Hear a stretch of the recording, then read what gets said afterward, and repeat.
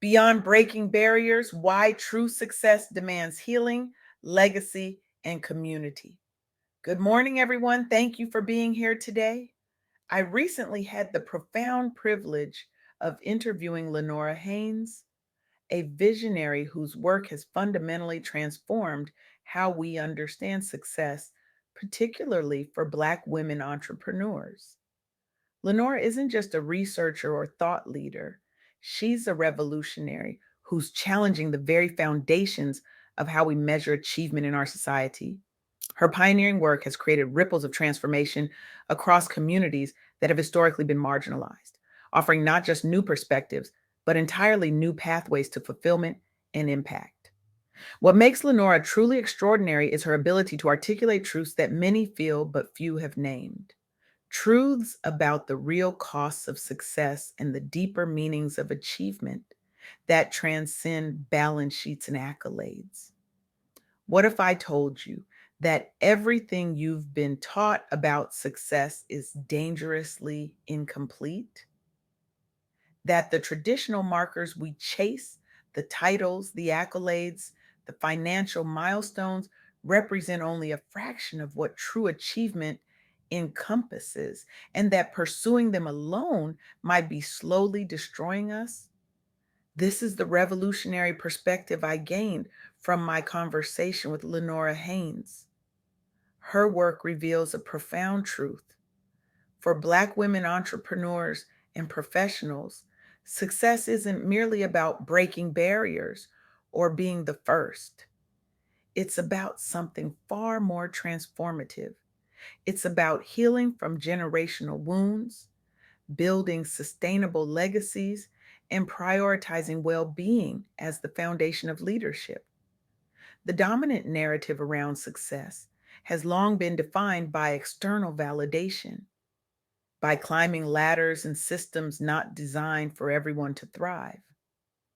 But what Lenore's research and experience illuminate is that this narrow definition has exacted a devastating toll, particularly on communities that have historically been marginalized.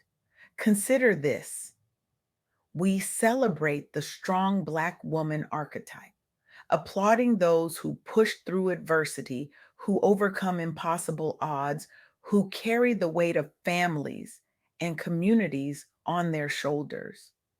We place these women on pedestals, praising their resilience while rarely acknowledging the brutal cost of this strength, the chronic health conditions, the mental exhaustion, the emotional isolation, the fractured relationships.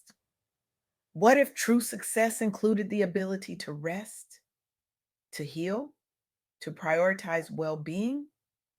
What if success meant creating pathways for others rather than simply breaking through barriers yourself?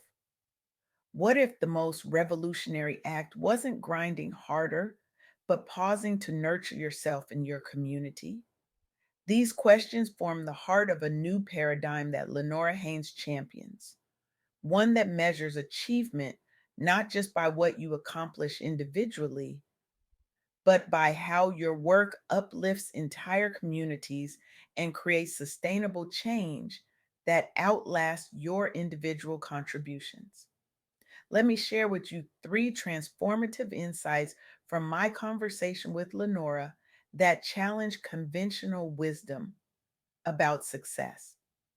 First, success isn't only measured by titles or accolades, it's also about healing from past challenges, fostering well being, and building a legacy that supports future generations.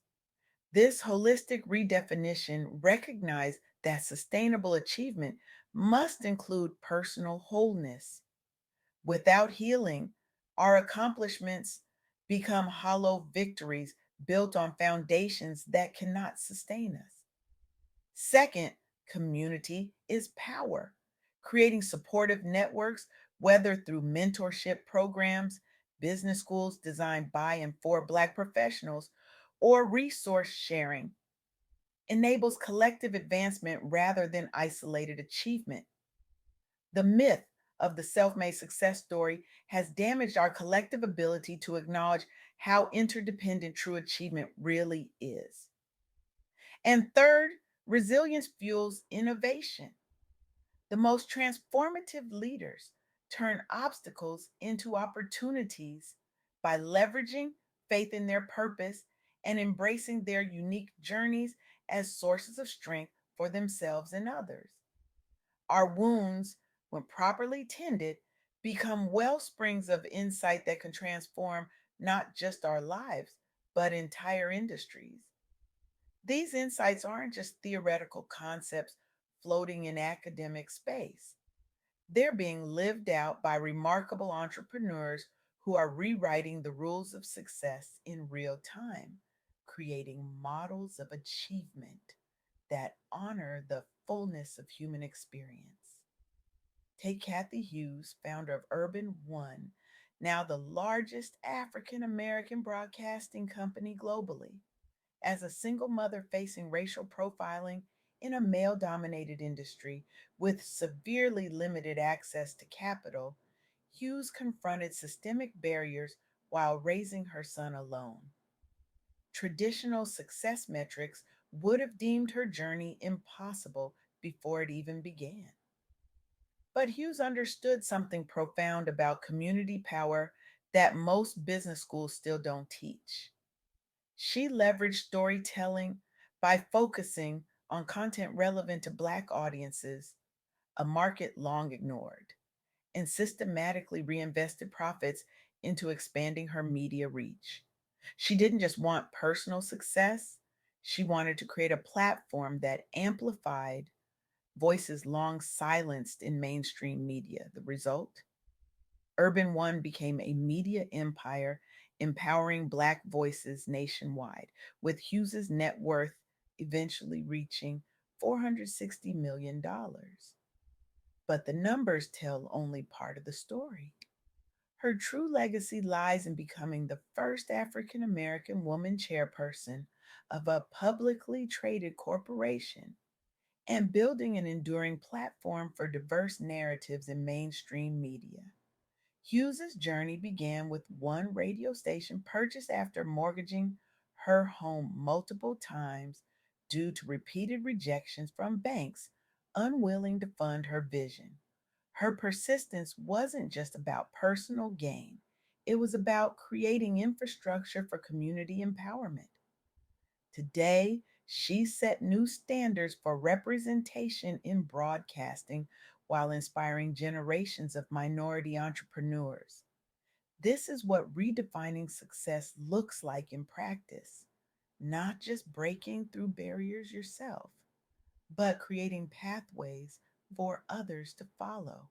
Or consider Ebony Cochran, who established the Detroit Wealth Club, a 300 square foot community driven business school for overlooked Detroit entrepreneurs, along with fellow Black women founders, Rachel Allen and Jessie Hayes. Cochran confronted the reality that traditional wealth building spaces weren't designed with marginalized communities in mind. After becoming Michigan's first Black woman Little Caesars franchise owner, Cochran realized existing systems didn't serve people like her. Rather than simply enjoying her individual success, she invested over $155,000 personally before securing additional funding support to create something transformative. The Detroit Wealth Club launched an accessible curriculum focused on entrepreneurship fundamentals, credit literacy, real estate knowledge, peer accountability, and expert mentoring. This wasn't just a business venture, it was an act of community healing and economic justice. The impact has been profound. Hundreds of aspiring business owners who previously lacked access now have a pathway to entrepreneurship. The initiative is actively helping close Detroit's racial wealth gap through knowledge transfer and support systems designed specifically for the community's needs. This exemplifies how collective action rooted in lived experience transforms entire communities. not just individuals, by closing opportunity gaps. Success here isn't measured solely by profit margins, but by how many others are empowered to build their own economic futures. Then there's Lisa Price, founder of Carol's Daughter, a natural beauty brand inspired by family heritage. Price started in her Brooklyn kitchen before scaling nationally, despite fierce competition within a beauty sector dominated by major corporations.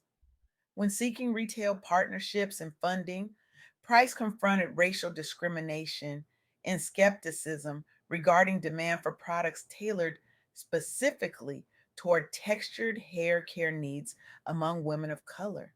The conventional wisdom suggested her market was too niche, too specialized to succeed at scale. Rather than conforming to existing beauty standards, Price built grassroots customer loyalty through direct sales at local markets and events. She leveraged social proof via celebrity endorsements, which eventually enabled national retail expansion. Her approach wasn't just about selling products, it was about affirming the beauty and worth of women long ignored by mainstream beauty companies. Price started small scale production based on recipes passed down generationally.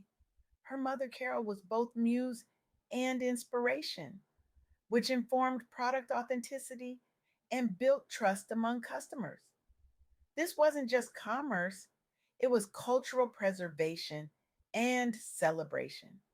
Carol's Daughter eventually became one of America's best known multicultural beauty brands before acquisition deals valued at tens of millions.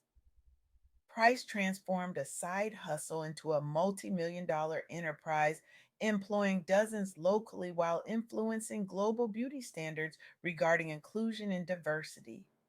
Her success paved the way for other minority owned brands within mainstream retail channels while challenging industry norms around representation and product development priorities. This is success that ripples outward, creating space for others to thrive. What these stories from Lenora Haynes' research reveal is a profound reimagining of achievement, one that centers healing, community upliftment, and sustainable impact alongside traditional metrics. This perspective is particularly vital for Black women professionals and entrepreneurs who have historically been expected to sacrifice well being for advancement, to conform rather than transform, to succeed individually without addressing systemic barriers. The revolution that Lenora Haynes describes isn't about lowering ambitions. It's about expanding them to include dimensions of success that truly matter, creating supportive communities, building sustainable legacies, and prioritizing healing as a foundation for leadership.